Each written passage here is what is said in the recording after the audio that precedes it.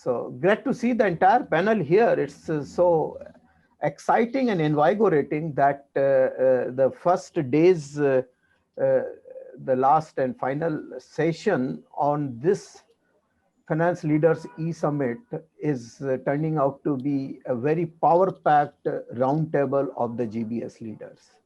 And it is my privilege to welcome everyone wherever you are and tell you, depending on your location, a good morning or a good afternoon, or in some cases, a great evening. Hari is already grinning from all the way from Sydney.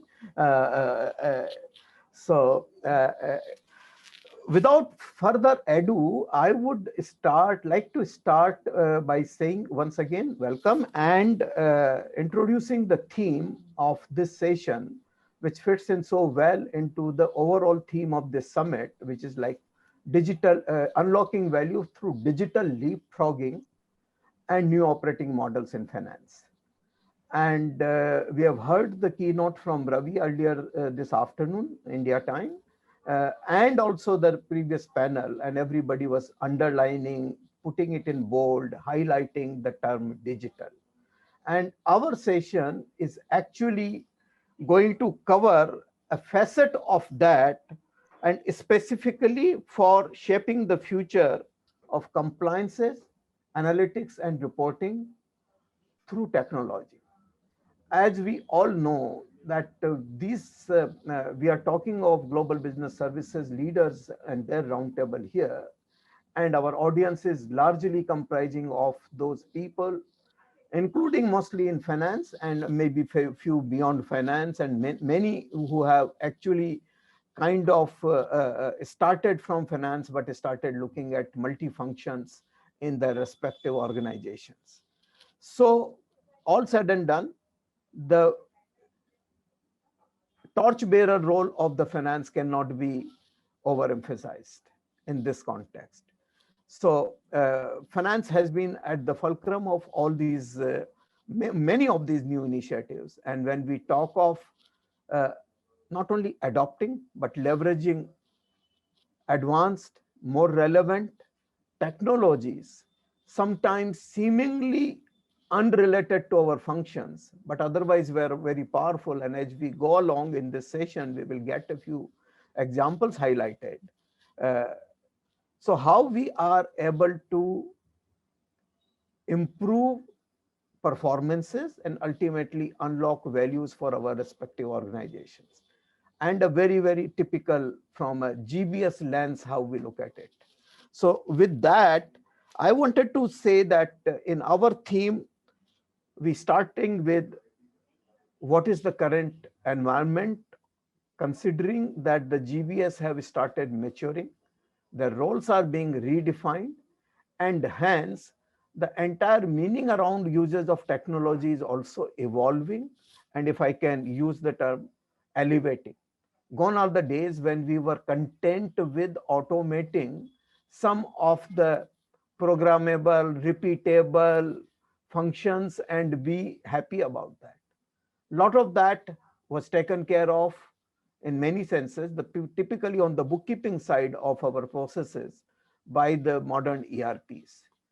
Further, a lot of that came into some level of user-driven automation by better uses of certain simple tools which are available on your desktop and which are so user-friendly, and people started crunching their own time spent on their processes to much less, and started writing their own small little macros, all small little routines and all that, and that created a different kind of challenge for organizations. So that became a charter to kind of control and put some kind of method to that madness of user-driven automation, if I can use the word. But a well-structured, well-thought-through strategic utilization of technology in the sphere of what we are currently talking about in terms of compliances, analytics, and reporting has been, to my mind, a sphere where uh, I'm sure everybody's experience could be very, very wide, but where we have yet to cover a fair amount of distance. A lot of work has been done, a lot more can be done. That is how I see it. So, without further ado, I think the most important aspect of this will be where are we on in our journey in the entire GBS strategy. That will in turn define what is right for us, right in present for us. And with that backdrop in mind, I would like to turn to you, Geetha, to share your perspective in terms of how do you see this whole thing of moving ahead from simple automation to actually what we have started calling ourselves as tech integrated business services. We are no longer just getting technology to enable it. We have even in many cases crossed the stage of leveraging it. Now we are talking of riding technology to deliver on the financial processes and services. So tech is also integrated part of our day-to-day life. And there will be certain other aspects of it which we will cover in this session as we go along, some interesting, uh, thought-provoking, maybe controversial points that I will like to touch upon later in this session. But before that, from assessing the readiness level of the organization and also choosing the right strategy to make the best possible business impact, how do you look at it? Sure. Thank you, Anand. Thank you for giving this opportunity to me to be a part of this distinguished panel and with you as a key moderator. So first of all, before I go to specifically answer your question, Anand, I think it's just worth pausing to understand what the landscape looks like. So today we have a little over 1,300 plus GBS centers or global capability centers, GCCs or GICs, depending on what you call them in India. And these are employing over 1.3 million people, and they contribute about 33 to 34 billion US dollars to the revenue every year. This is as per NASCOM report. Now, if you look at the value paradigm here again, typically these have started out as cost centers, low cost centers, and then they evolve into becoming capability centers. And then moving further up, they become innovation centers. And then, of course, the most sort of high end value position will be like a business partner. And generally, based on the studies and reports that we've seen so far, out of the 1,300 plus GCCs or GBS centers we have, probably less than 5% have touched that sort of pinnacle to say they are at the high end of the spectrum, offering services as an equal partner. Probably less than 10% are between, somewhere between innovation center and partnering role. And bulk of them are somewhere falling between capability centers and low cost centers. And because we know every year, at least 100, if not more, keep getting added to, the global business services landscape. So I think looking at that from that perspective, I genuinely feel that we have a huge opportunity here, and the value proposition really that the GBS centers ought to be looking at is really looking at leveraging the standardization and consistency which we have. Bulk of the GCCs have achieved, like you mentioned, bulk of the GBS centers have achieved standardization and consistency because that's where you start off. And the next step is really to scale it up and look at how you enhance the quality and efficiency through better digital application and use of right technology. And now pretty much use of data and analytics is now a common buzzword. And really I can look at some of the examples around us where these have been actualized. I know some of our colleagues in the panel will talk about it in detail, but I think fundamentally for us, the first thing we need to realize as GBS centers is, why are we talking about so much about digitalization and technology adoption? This is because some of these centers have seen success, whether it's the Genpacks or the Siemens of the world, or some of the organizations whose people are representing, this panel. So what I'm seeing is that application of technology for the right outcomes is first of all important. So we got to understand that for a GCC or a GIS or a global business service center to transform from becoming a capability center to becoming an innovation and a high value partner is to look at what are those areas where, these processes could be automated in a meaningful way, where there has to be a level of intelligence applied by the decision makers, for which, the analytics and insights are going to be important. But fundamentally, to remove the problems around errors and lack of standardized approaches, we need to bring in the right technologies. So people will increasingly talk about, robotic process automation, hyper intelligence, and all of that. But fundamentally, what we need to understand is, what is the expectation really from the finance shared service function? Where are we today? I think if you look at the overall landscape again, around 35 to 36% of the GBS centers in India are primarily providing finance shared services, as a function support service, which is a fairly large number. So that means majority of them have already evolved to a position that you're talking about. So when you look at what's next, it's really at that tipping point where you have to review whether you want to build some of these tools in-house, or you want to really buy COTS product from outside to see what gives you the best bang for the buck. And I think, we will be I'll be interested to hear about, what Serge and others talk about in this space, because some have probably built some of those tools in-house. Yeah. But clearly we have to leverage the ecosystem more than ever before, I feel, Anand, if we are to make a success of this whole, journey. But I think we have a huge opportunity out there to tie this to our strategy in terms of the planning, and, in terms of where you want to be in the value chain. Thanks, Geetha. You put it in a very good perspective, quoting from some of the statistics that tell us what is the overall GBS landscape, and within that, what is the share of the finance, and also a very good guess about how many of them have actually progressed to the level that others are still aspiring to. So that will remain a kind of a continuum, but that was Geetha, and I'm not taking special extra time in introducing each one, but she comes from a global EPC firm, engineering, procurement, and construction firm, WS Atkins, and she has done both finance and operations now in her portfolio. So that is what I was referring to, that that is also an interesting facet of this journey of the GBS. Quite often, starting with the finance, quite often, but then progressing similarly in most cases beyond other functions as well, with the finance leaders providing that extra push and support beyond their core function. So that's an interesting aspect. I would, Geetha, you also mentioned a very good point about, and that we will touch up certainly, about what is been the experience of developing some of these technology tools, specifically in the area of compliance, analytics, and reporting, as in-house versus off the shelf, whatever is available, and no one size fits all, but we will hear more.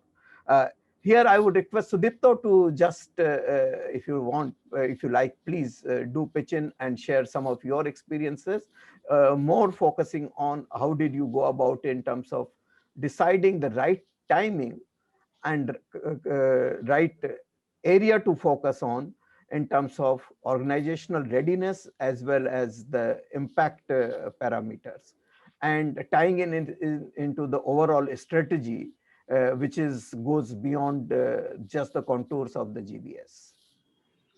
Sure, thanks, Anand. Would love to talk about that. And the interesting thing is that we are talking about shaping the future of finance through technology, and specific compliance reporting, analytics, etc.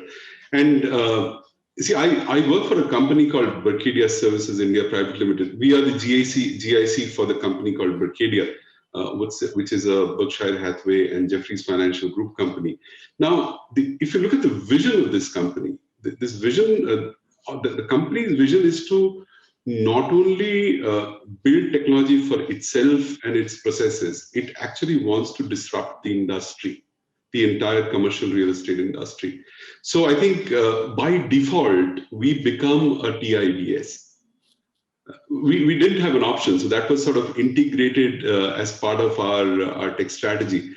And one of the things that was decided was that we want to go and build the technology for ourselves and the industry completely in-house. This leverages, of course, the usual AI, ML, etc. And from my personal experience, when we talk about automating reporting or analytics for that matter, I think the role of the OCR has been very, very significant.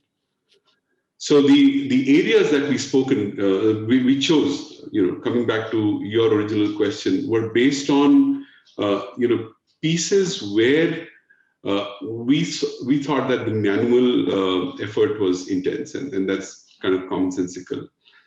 There were a lot of different kinds of inputs that were coming in which had to be processed, and that's why I mentioned OCR, which has played a significant role.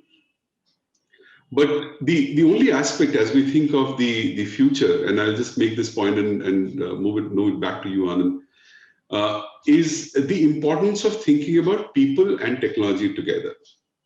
And again, going back to Berkadia's vision, it says we'll achieve this by investing in people and technology in that order. As the GICs mature and as we bring in more robotics, more automation in whatever form, we need to think of how do we upskill and upgrade our current workforce. Because I think as we progress into the future, we'll see that coming, that knowledge gap being created in the GICs.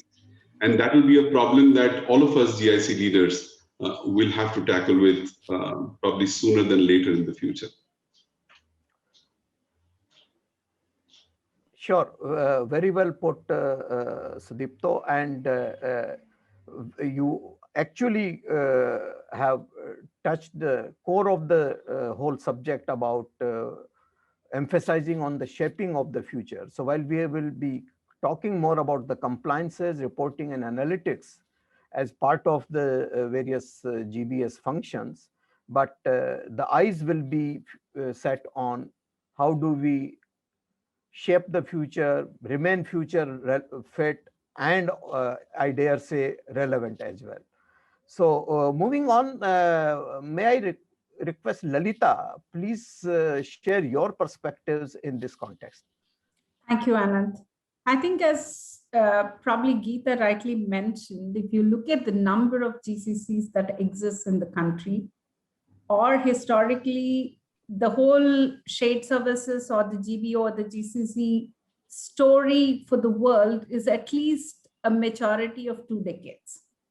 And one of the reasons why probably finance has been the forefront or runner of this, the whole setup and other stuff, because historically organizations are focused on the process standardization of financial systems or the financial processes in order to be able to report better or stay ahead in the game or understand financials. So as a result of that, I think historically finance has been considered as probably one of the most standardized processes for any organization. And hence, if you talk about really from a future point of view, in my opinion, this is the area where we have, even within the GCC space, the most experienced workforce, right? And as you rightly mentioned, a lot of finance leaders are going and either spreading their wings into the other processes or mentoring other processes, making their financial shared services into multifunctional things. But, as a new entrant from the GCC perspective into this market, what I can say is one of the reasons why organizations choose to do this kind of stuff is because of the talent that is out there who had probably been there, done that. Today, if we talk about specifically, we talk about organizations having walked this path or having specific knowledge, as specific as can we get a finance specialist who had done this kind of transformation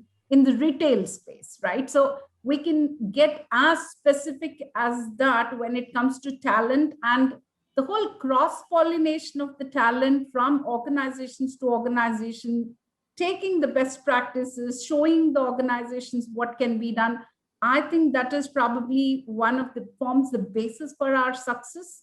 as an industry, because we are able to adapt from one another, learn from one another. We also as an industry do a heavy sharing, right? So be it a technology, be it a process, be it a new things or setting up a new center of competence, we always look at each other and say, have you done this? What has been your learnings? And taking those learnings and moving forward and not making the same mistakes probably, and creating new experiences. That is what is pretty essential for us to stay together as a community and move forward, in my opinion.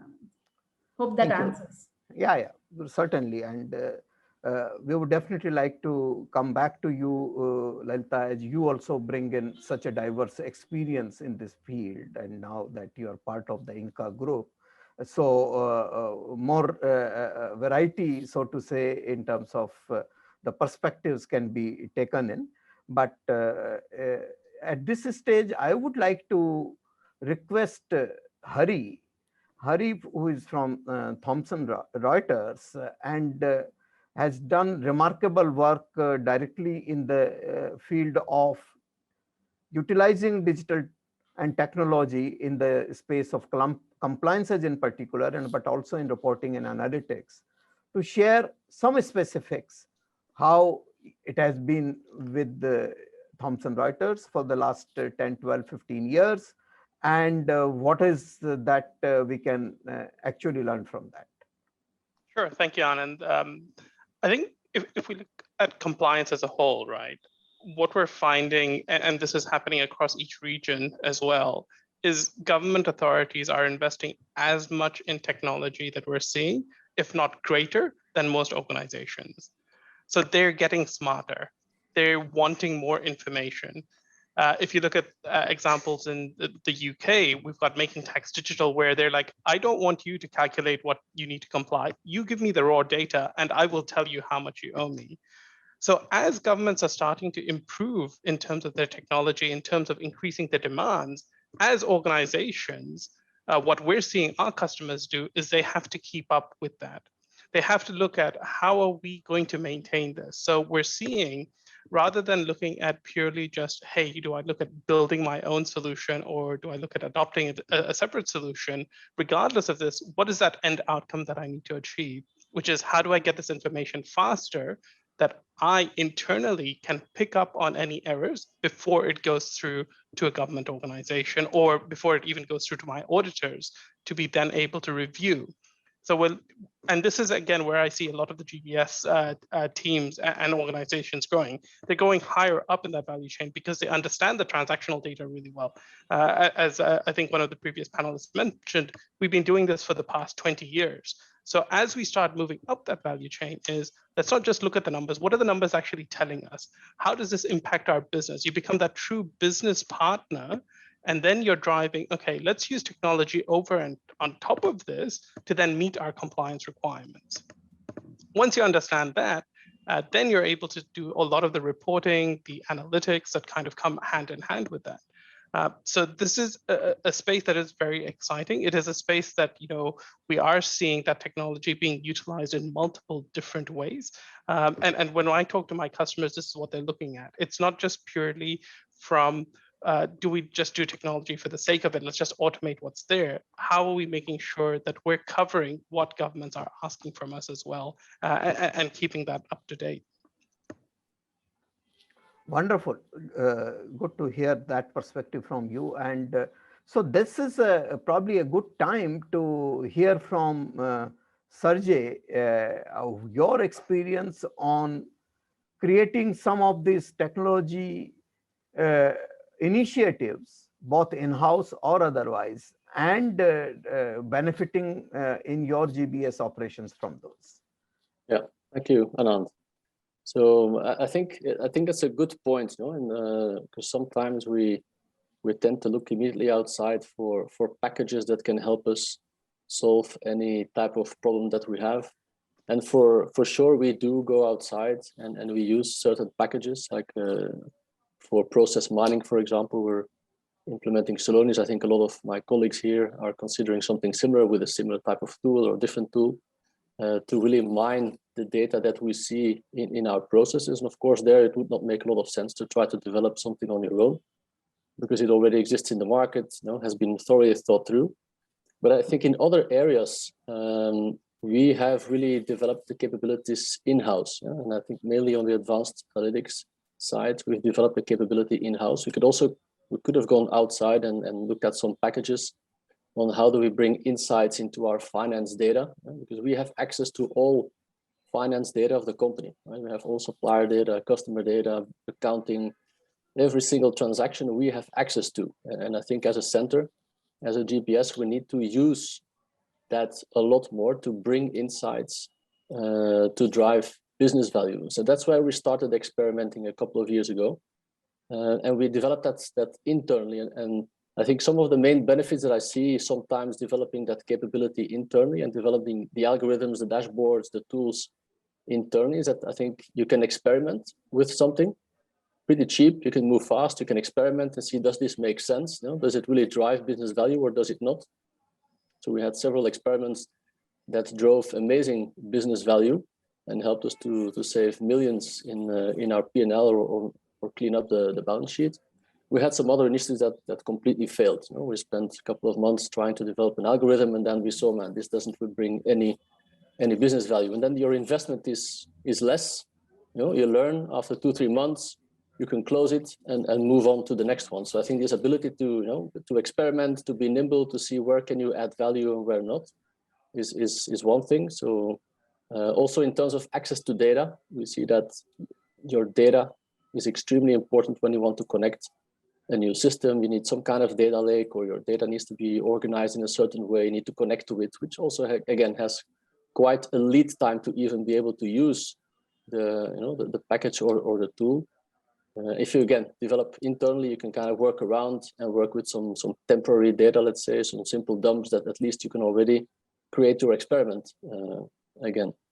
And I think the last benefit that I see is that you also develop the capability in-house, that you develop people in your company who start upskilling themselves, reskilling themselves.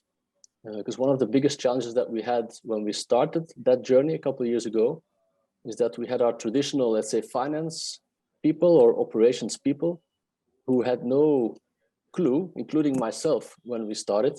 We had no clue what can we do with advanced analytics. What can we do with the skills that those people bring through algorithms. And I think by creating this team and capability internally, we can literally put people together. They can talk to each other. They can connect.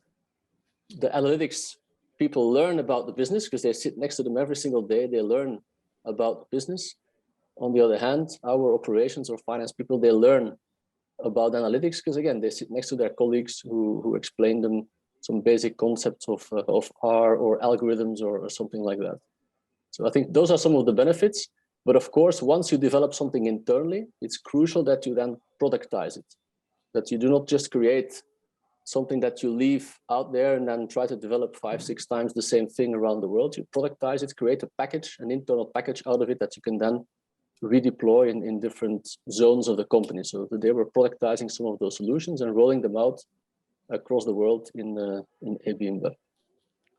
So very interesting comments, and we'll have to come back, specifically your point in getting this important huge benefit of creating those in-house talents.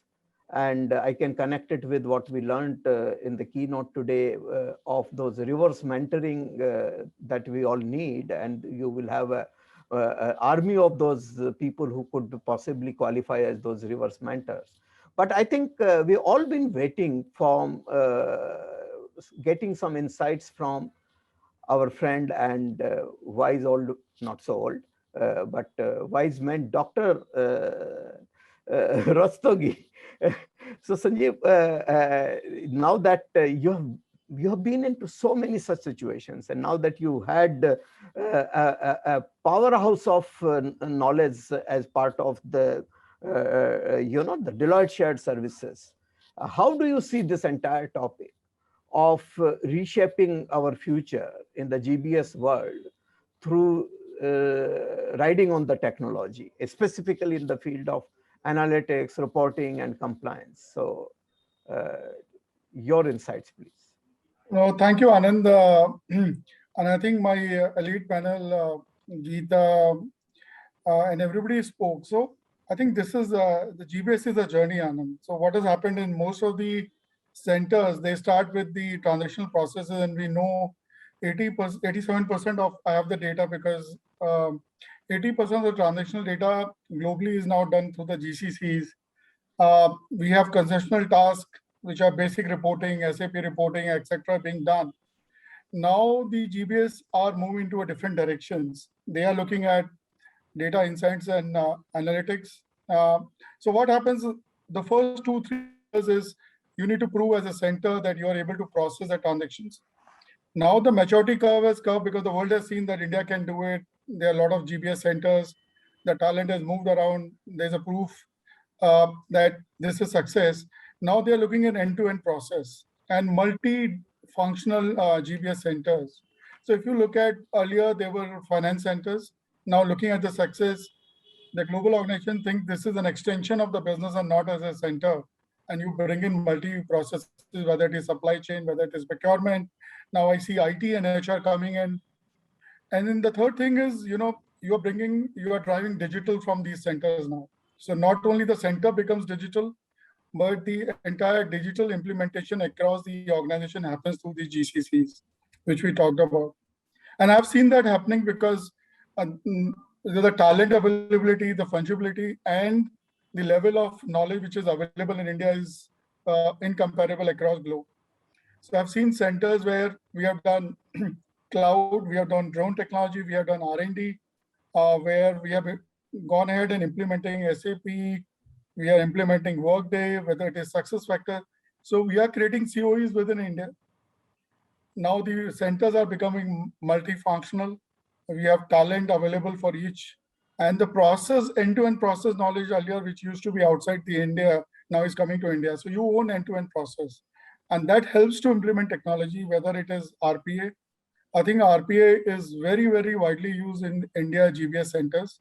I would give you data that 40% of GCCs are already on the RPA journey. Some have failed, some have success. A lot of digital tools are coming in. Tableau, you look at Power BI, you look at Hyperion, whether you look at everything else that is getting implemented vastly. The time to report and month-end close is becoming very, very, because you are a global organization, so you want to close your books. So you have black line being implemented. Your closing has come down from 6-7 days to less than 3 days now. So, and then you're bringing all these compliance tools and technologies, because since you are a multiple centers, and it's not only one center now. Earlier, the India center was the cost arbitrage and all that. The cost arbitrage is one thing. I think it's about the talent pool, the fungibility of talent. I have seen talent moving from here to the overseas offices. And the most important thing before I end is that you are implementing the business strategy of the organization through the GBS. And that's important. And that's what's happening in Deloitte as well, that due to COVID-19, a lot of companies and all our parent companies' strategy has changed. And GBS has become the engine to lead that strategy and implement that strategy for the organization. And that's how GBS plays a key role. And it's very well now getting integrated as part of the core business. So good points made by you, Sanjeev. So Sudipto, how would you respond to that in terms of Berkadia, the GBS becoming the core to drive the strategy at a global level? How is your take on that? Are you there? Are you still trying to reach there? No, I think as Sanjeev said, it is a journey, but when it comes to Berkadia, I think we are significantly advanced in that journey. See, 50% of Berkadia sits in India. And a large part of the technology team, a large part of the operations team, in fact, some of the mature operations team are as much as 75 to 80% sitting in India. Wow. So not only the knowledge sits here, the technological capability sits here. So we work in a very, very integrated manner with our US partners to contribute to the strategy and then work on the development. See, the idea is that And that's the advantage of having an agile methodology. So we like to fail fast.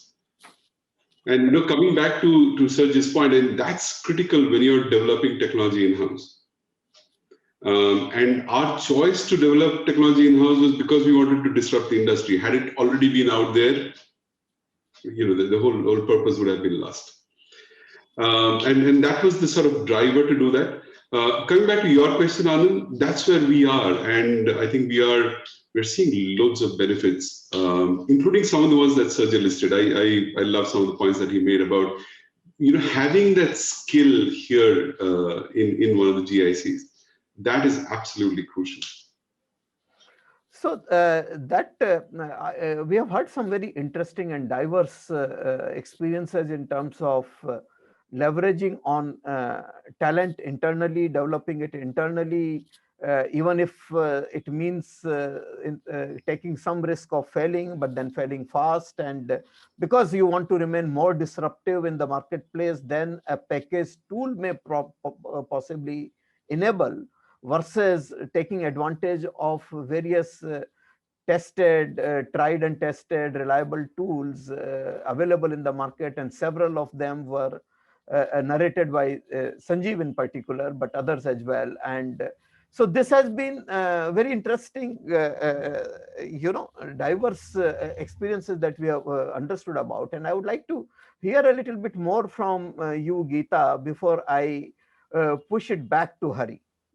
So any thoughts from you, Geetha, how you have been going about this, solving for this cauldron of in-house versus bought in, and a combination of both?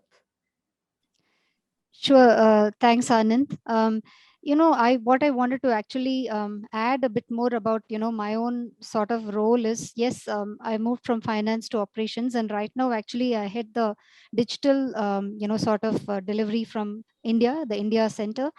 And to be honest, some of the points that both I think, Sudipto made on Berkadia and Serge made in a way resonate with me. So we have 2 or 3 teams, and that I'll speak about that before I answer your question, Anand. We have 2, 3 teams in India Center. One is Serge Digital, or an automation team, which actually comprises people who come from hardcore engineering, some people who come from the external IT programming world, and some coming from other parts of the organization. I mean, I myself I come from a finance background primarily, but I've cross-skilled and upskilled and all of that. But so what we are doing with this team is that exactly what Serge mentioned, which is, to begin with, we tried ways of automating some of the repetitive tasks, which are, let's say, high volume, less complex, and more predictable, so that the manual effort that goes into delivering those processes can be reduced, and you drive better quality, better efficiency, and better predictability. So that's one thing that the team does. And there have been some in-house solutions we have developed, which I could say we have almost productized, to borrow Serge's words. These are more in the engineering domain, but I don't see the day being far off when we have something that is coming up on HR or finance. So there are a couple of solutions which we have sold to our external clients. These are in-house solutions. This is more in the area of infrastructure asset management, helping the asset owners, like owners of highways and railway tracks, to maintain their assets, driving in through predictive analytics as well, where we have done some work for one of our clients in UK, where applying machine learning, where we used unstructured data to draw the patterns and then come up with where the roads could require some interventions, just as an example. So in-house team is doing some work. But at the same time, I must say that the bigger picture is, yes, in India, we are delivering the implementation of design transformation for us, which is very big part of our journey, digital future journey. And as part of this, our India technology team is extremely central to delivering these solutions, to actually creating some of these tools which will be adopted by the entire organization across regions. So partly we do want to leverage that. But one thing we want to be clear, at least from our perspective, is we are still going to be basically fundamentally an engineering and project management services company, which has, a number of areas, including support functions and shared service centers, but we will not become, truly a product company. So there will be a combination of in-house developed products, as well as, we will buy off the shelf products. Thank you. So that's what that's the approach we are taking. And even with respect to, finance, we have done POCs on applying RPA to, some of our finance processes, and these have been successful. We are looking to scale up those. So it'll be a combination, I see, Anand, of both in-house and COTS. Got it. Thank you. Back to you, Hari. How do you see it? Do you see people are both kind of experiences, and some are still talking about high volume processes being automated, whereas many have moved forward on specifics of compliance reporting and analytics? How would you put forth your advice? And by the way, we also have started getting some interesting questions from the audience. I would request fellow panelists to try and respond on the chat box itself if you wish. Otherwise, we will see to take them up towards the end of this conversation. But before that, I have a few, as I had mentioned earlier, couple of very thought-provoking questions for the entire panel. Before I go there, Hari, all yours. Sure. Thanks, Anand. So I think when we look at the question of, in-house versus, being able to actually purchase an off-the-shelf solution, there's usually four factors that we'd like to consider, right? So there's the people, the process, the data, and then finally the technology. As Sudipto mentioned, right, the core fundamental is, do you have the people to be able to do this? And if you don't have the people, then it becomes moot point. What we're finding with a lot of organizations that we talk to, the people that are exploring this take an interest in it, but they do it over and above their day-to-day activities. So while that's really great and it brings up benefits to the organization, it's not necessarily scalable. Right.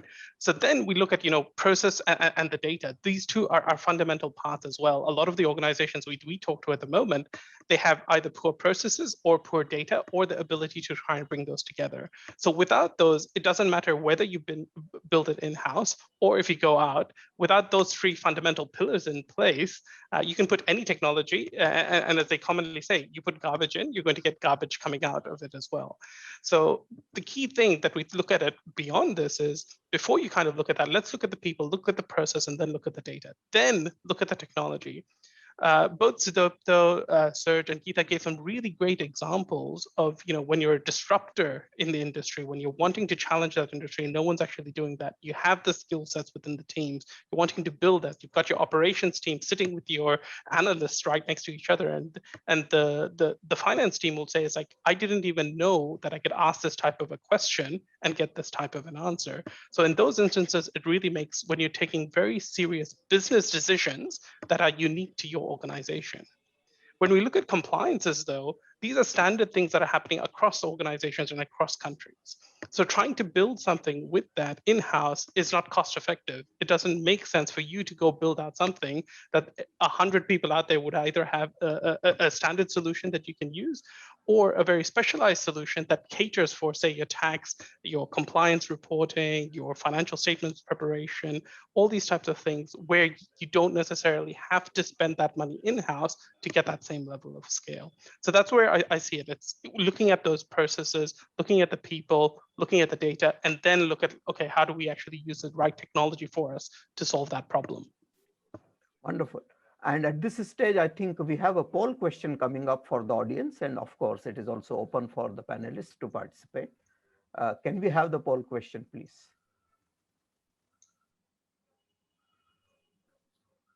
What is the most significant area of change likely in your GBS organization in the next 1 year? And there are many options. So we will have probably 30 seconds for everyone to read through and pick one.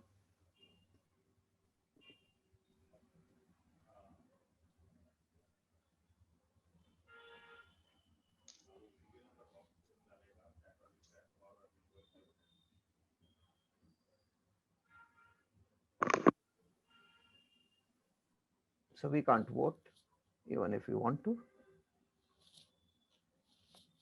Okay.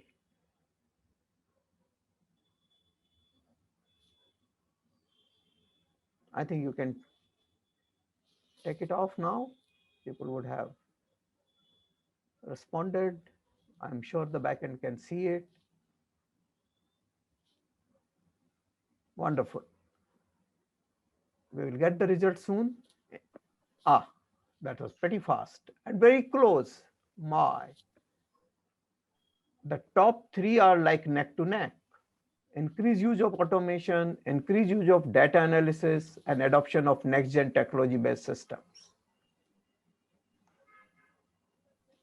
So anything which had to do with technology is coming on top. That's very, very insightful. Thank you everyone for having participated so enthusiastically in this. And now comes my favorite part of this session. I've got a couple of questions for everyone on the roundtable here. And I will appreciate if you are put on the tile mode so that it remains it becomes even livelier, tech enabled. So the first and very interesting question that I will throw at each one of you, and whichever order you want to pick it up, but I would like to do a quick round drop, short, quick 30-second responses. And the question goes like this: are quality and speed at loggerheads with each other? What we mean to say is, with the need to crunch around, turnaround time and speed to market, are we likely to compromise on other service imperatives? So it is the speed versus quality issue when you are looking at leveraging technology. Who wants to go first? Maybe Sanjeev. Yeah, and so. Oh, Lalitha is already there. Okay, so ladies. So I think definitely both speed and quality is important, but I think, you can really, they say you can really go faster, but you're going in the wrong direction.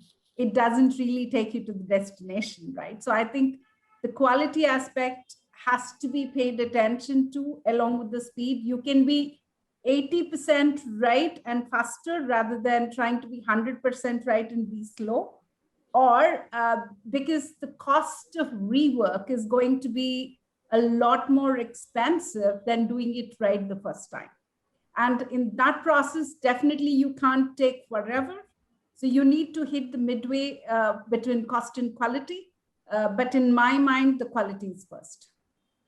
So here we are talking of speed versus quality. Let me remind everyone. The speed.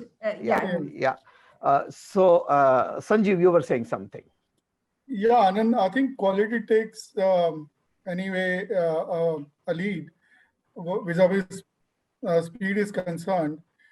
Quality, because whatever GCC or GBS does today does impact the final customer or the end customer. And as an organization, what you're trying to do, you are trying to create a personal experience for your customer and a better experience. And that's how you're trying to compete. So I'd say quality. Technology will bring speed, but not at the cost of quality. So the cost of quality is very, very high. But I would say I'll go for quality any day. Serge.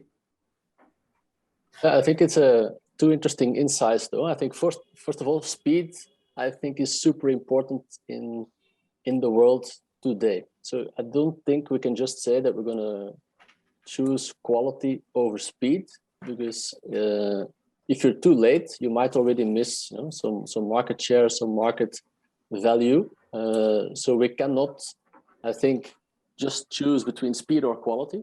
I think we need to prioritize in which areas are we willing to compromise on quality, in which areas are we not willing to compromise on quality. And I think, to Sanjeev's point, you cannot compromise on quality for the user experience. No, we're in the consumer goods business. We're implementing worldwide marketplaces. We're implementing home delivery apps, etc. On the user experience, you cannot you cannot sacrifice. So there I completely agree. You need to have great quality application, great quality tool, but you need to still deliver it pretty fast. You can, however, sacrifice on everything that is not user experience, right? So and a great point that, as I heard earlier in the other panel, Atul make, that often then leads to the fact that the back office gets sacrificed, no? Because a lot of the work is still being done manually in old technologies, in legacy systems in the back end, because we need the speed on the front end, right, towards the customer. So I think I agree, quality on the customer side, you cannot sacrifice, but everything else typically gets sacrificed to get to speed to market. Good ones. Sudipto? So I don't think we are at loggerheads, but I think the balance is very important. If the balance is out of whack, it will be at loggerheads. So it's like, a racing car, a Formula One can drive really fast because it has wonderful brakes. And if you put the same brakes in a lawnmower, it's a different story, right? So, as long as the organization and the leadership is able to balance the priority of speed and quality in the right dose, depending on what we are catering to, I think that's the solution to it. Wonderful. Hari, what would you say to that? So I some very good insights from the rest of the panel members. I'd agree as well. It is that balancing act. If I had to choose one over the other, mine will be quality as well. Because I think once you actually get the quality, the technology and the ability to get that speed comes with that. And again, specifically when we're talking from a GBS perspective, the amount of stakeholders and the amount of things that you're looking at from a compliance perspective and analytics perspective, it can go very badly wrong if you don't have that quality in there. Okay, so very interesting perspectives, and I think we have not yet heard Geetha on this particular question. Yeah, sure, Anand. Some excellent thoughts shared by my fellow panelists. I think my take would also be similar in terms of saying that because we're talking about the finance function, obviously numbers are extremely pivotal to running the business. So you can't afford to have any incorrect data there. So quality has to be top notch. But the way we get to that point, we have to build more speed and agility. So we will have to exercise greater speed to maintain quality. So that would be my response, really. Absolutely. I'm not sharing any personal view, but I'm also trying to sort of balance this whole thing against what was said, that it is about disruption.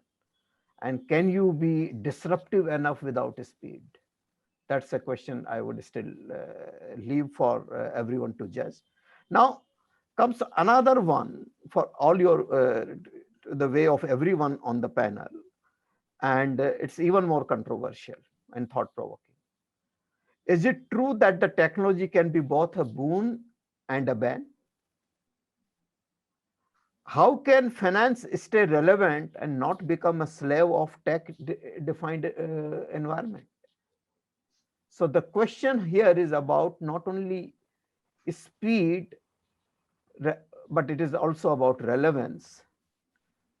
Are we moving towards a world where there is a potential situation of the tail wagging the dog? There are some grins already. So Hari, maybe you would like to go first. So because I love technology, right? This is often the thing. There are moments where I absolutely love technology, where it does exactly what I want it to. And there are other times where I want to just pick up my laptop and throw it out the window. So I do agree. It is, is it a boon or a bane? I think the main thing that I find is what's the problem that we're trying to solve, right? And with the technology that you're using, are you using the right technology in the right context? And that's what makes all the difference.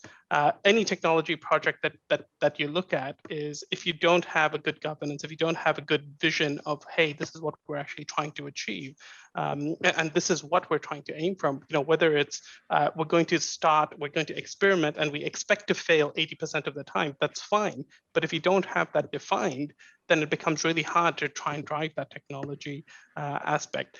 in the long run, technology will always be the boon. It's just how do we actually manage that? And if I go to the earlier points mainly, it's a lot more about that change management and how do you take the people aspect rather than the technology aspect. Wonderful. And kindly treat it as a rapid fire because we are having a lot of audience questions also in front of us. And I would like us to spare a few minutes before we come up the hour for that. So quick response from you, Serge. Yeah, I think it can be both, and I think it depends on how the technology gets implemented. And I can share a very simple example that I've experienced in the last 1 year during COVID is chatbots. I personally hate chatbots because I think it puts the complexity of the help desk of the service center with the user, right?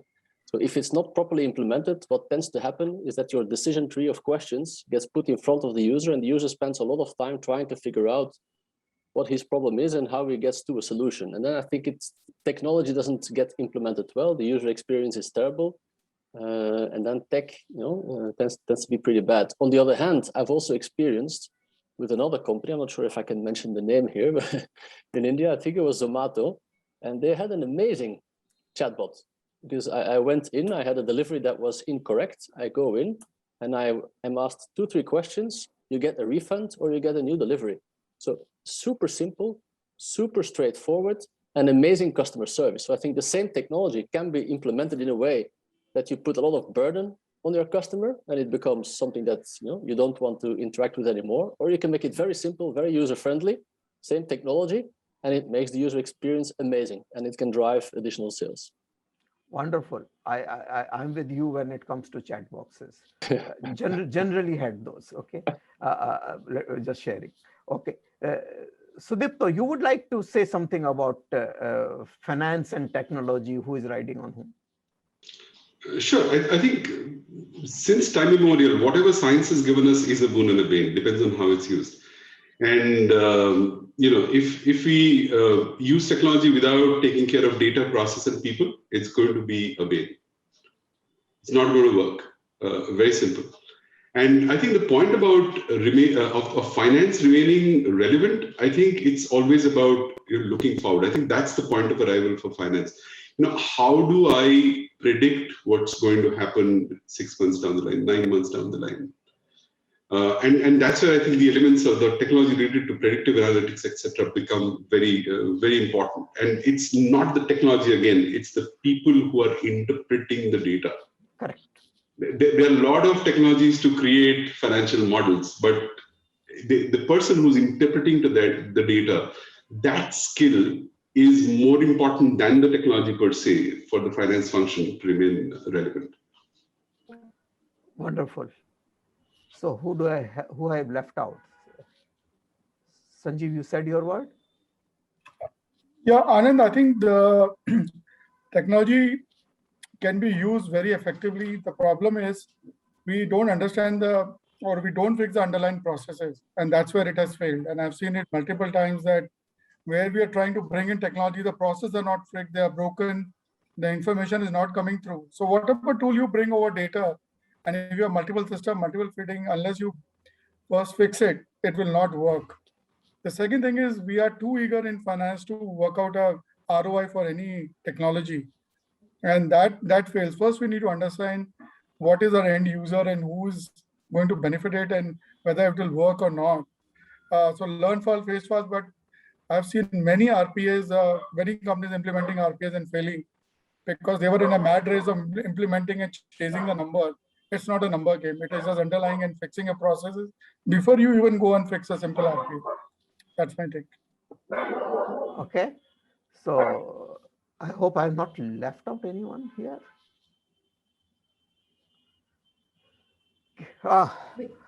It has been going on so well. However, I would like us to request all my fellow panelists to also have a quick look on the Q&A and let's try and pick up at least a few. There are quite a few there. So one question is coming is that one of the challenges to ensure that the technology solutions are kept really simple and easy for user functions. Can we create a platform available to share live cases, examples of successful and effective implementation for others to learn and adopt the best practices? I think this is something that where I can try and give one straight answer is that yes, through this shared services forum, we can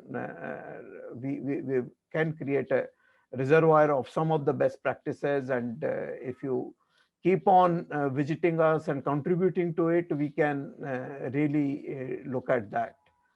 Okay, then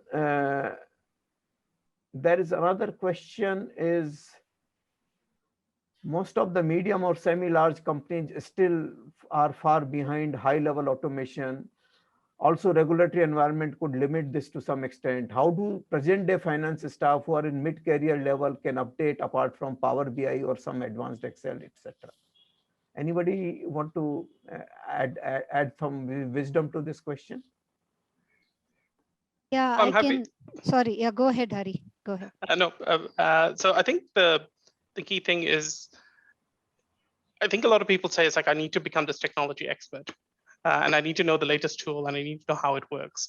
And if I consider myself as well, when I was very early in my career, I used to actually think that way. Now it's more, I understand what are the right questions that I'm trying to answer that's going to make a difference to the business. And I think that's where your value really lies. And then leveraging and partnering with the other teams to be able to deliver that value to the business.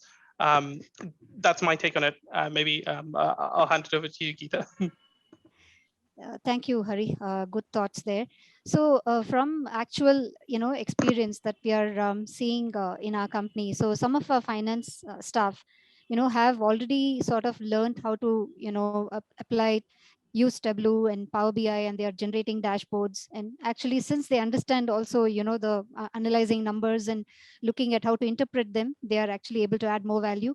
But I think going beyond Power BI and Tableau, those that have that keenness to sort of get into the low code environment where they can learn a bit more, whether it's a little bit of Python programming or other sort of low code software, I think there is an opportunity to drive cross functional sort of clinics or workshops, which we are doing in our company, because the endeavor is to cut across automation and technology, to cut across whatever we do, whether it's in the finance, HR, or in the design engineering space in our company. So I think that is working well for us. So mid-sized companies which where finance staff want to learn beyond Power BI and Tableau, I think there could be opportunities of doing some cross skilling. But also nowadays online platforms, there are multiple courses available. I think those also are a good bet to get started on. I myself have done some understanding at my level on blockchain and some of those technologies, and it does help. So that's my take. Wonderful. That's a very interesting question, and possibly that could be the last one for us given the time. I would request not only one panelist, but maybe more than one to take it up. Is that, can innovation and process discipline coexist? Can innovation and process discipline coexist? Lalitha, what would be your take? I think this is a great question. Okay, Serge. Go ahead, Serge. Go ahead first. Very briefly, I think the way that we've seen this work in InBev is to not try to do innovation process discipline in the same team and with the same people. So really create two different teams, one team that is focused on innovation, that is exploring, and that gets a bit of a wild card to do things that people in the operations team would not be able to drive. So I think they can coexist. There will be a lot of tension. There's huge tension between that innovation team and then that operations team. So it all depends on how great those people and the leaders of those departments can collaborate. Because if they do not collaborate, every type of innovation will completely fail.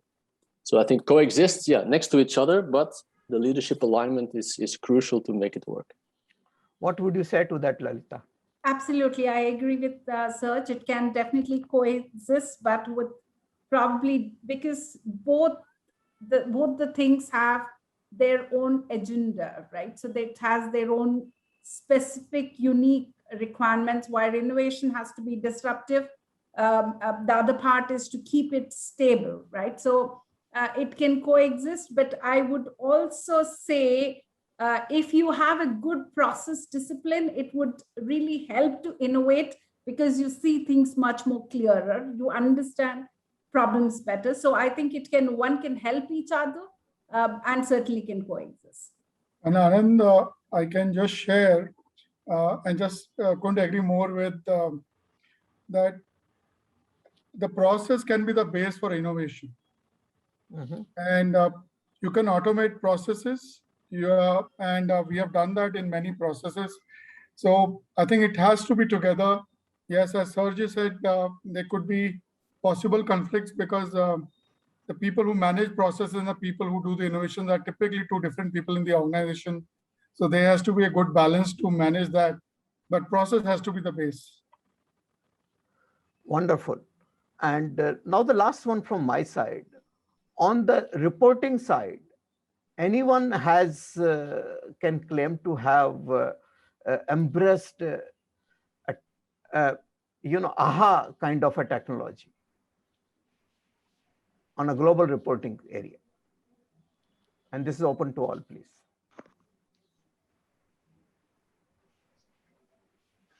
I think the technology that impressed us most is what I mentioned earlier in the conversation, is Celonis, is where we can really visually see the business process. I think the UI that they offer on your operation, I think, is incredible. Where in the past we would have to go interview people and try to map the process, and now you can just visually see your P2P process, OTC, whichever process. You see all the inefficiencies, you see all the rework, you have all the statistics and the data right in front of you. So I think this will help us a lot to further standardize and streamline and automate processes. Anyone else want to take a shot? Sure. So not necessarily within our own organization, but broadly what we're seeing from our customers is that they are looking at reporting solutions that we have. And where we're seeing the biggest change is they are using traditional data science tools like Alteryx to be able to then look at it into tax processes from a compliance perspective. So it's not necessarily looking at an end-to-end solution. It's like looking at customized solutions throughout the way to then solve the reporting problem. And then being able to overlay that with the regular content updates and the technology that we have to then be able to meet that compliance requirements that they have from a reporting perspective, whether that's from an indirect tax perspective, from a financial reporting perspective, and be able to drive that. So if we go back to our earlier question where right at the start of the panel where we said, less than 10% are moving up this value chain or are still processing on the low cost type of services, where we're seeing again, our customers in the GBS space is they're really looking at technology to try and come through into this reporting angle. Thank you. Thank you, ladies and gentlemen. We have come up the hour, and I think very well discussed topics, a lot of insights, a lot of experiential learnings. And I'm sure we could have continued for a little longer, but there is a discipline that we also have to follow. And thank you very much. Now, I would just like to do some honors of expected of me because this is the day one. We are closing the day one for this Finance Leaders E-Summit. And it has been a fantastic beginning. And we started with a welcome by Rakesh, and then Ravi's keynote address was all said and done highlight of the day with those remarkable insights or creating that boundaryless finance, and also giving those 7 mantras for a finance professional in general, or GBS professional also, it is equally applicable. From there, we went to the first panel session, very ably moderated by Rakesh Sinha, where we got those 4 top-notch CFOs, Rohit, Altaf, Atul, and Sridhar, and everybody talking about the emerging role and how to unlock value and how finance can play that that extra bit and all those fantastic comments that we heard from all of those. And then this panel, which I had the honor of facilitating, but with so much talent available on the same virtual stage, it has been a challenge. It would be a challenge for anyone to be able to do complete justice, to bring out all the nuggets or most of the nuggets of those wisdom here. But we made an attempt, and we have been a very engaging, very fantastic audience. There have been questions, there have been comments, all of those, and there's all been taken note of.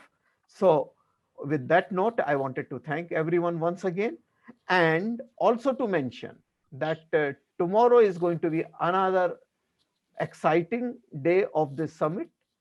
We will have a panelist session, or I'm sorry, practitioners panel, because in Shared Services Forum, we take pride in describing ourselves as by the practitioners and for the practitioners.